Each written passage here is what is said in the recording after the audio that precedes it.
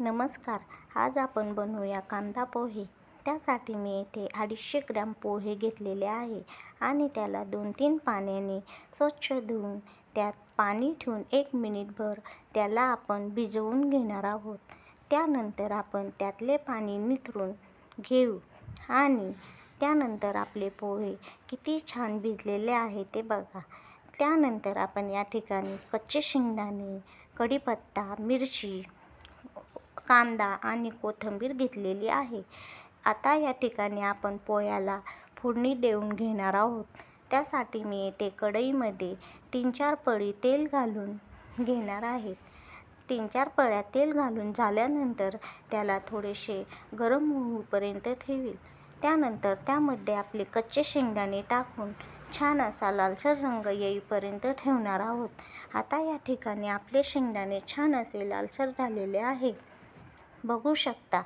त्यानंतर आपण तडक्याला मोहरी, कढीपत्ता, हिरवी मिरची घालून त्याला देखील मिनिटभर आपण परतवून घेणार आहोत.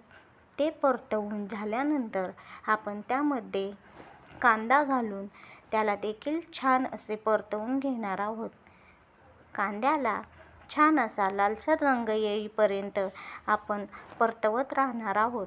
आता या ठिकाणी आपला कांदा अजून कच्चा आहे, त्याला आपण आणखी हलवून घेत राहणार आहोत.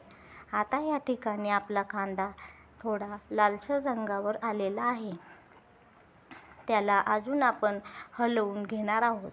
आता बघू शकता या ठिकाणी आपला कांदा किती छान लालसर झालेला आहे.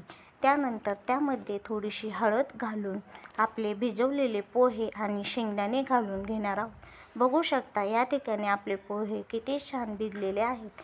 त्यानंतर त्यावर चवीनुसार मीठ घालून घेणार आहोत आणि बारीक कट केलेली कोथिंबीर घालून घेणार आहोत आणि पोह्याला छान असे एकजीव करून घेणार आहोत. आता या ठिकाणी बघू शकता आपण या पोह्याला एकजीव करत आहोत आणि त्याला छानपैकी असे हलवून त्याचे एकजीव करून घेणार आहोत.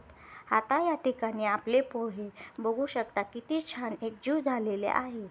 त्यानंतर आपण गॅस 1-2 मिनिटे मोठा करून त्याला आपण हलवून घेणार आहोत. आता या ठिकाणी आपण 1-2 मिनिटे गॅस मोठा करून हलवून घेतले आहे. आता या ठिकाणी आपण पोहे खायला घेऊ शकतो. त्यावर आपण बारीक चिरलेली कोथिंबीर आणि लिंबू घेऊ शकतो. खायला खूप छान लागतात. या पद्धतीने नक्की ट्राय करून बघा. व्हिडिओ जर आवडला असेल तर लाईक, शेअर, सबस्क्राईब करायला विसरू नका. धन्यवाद.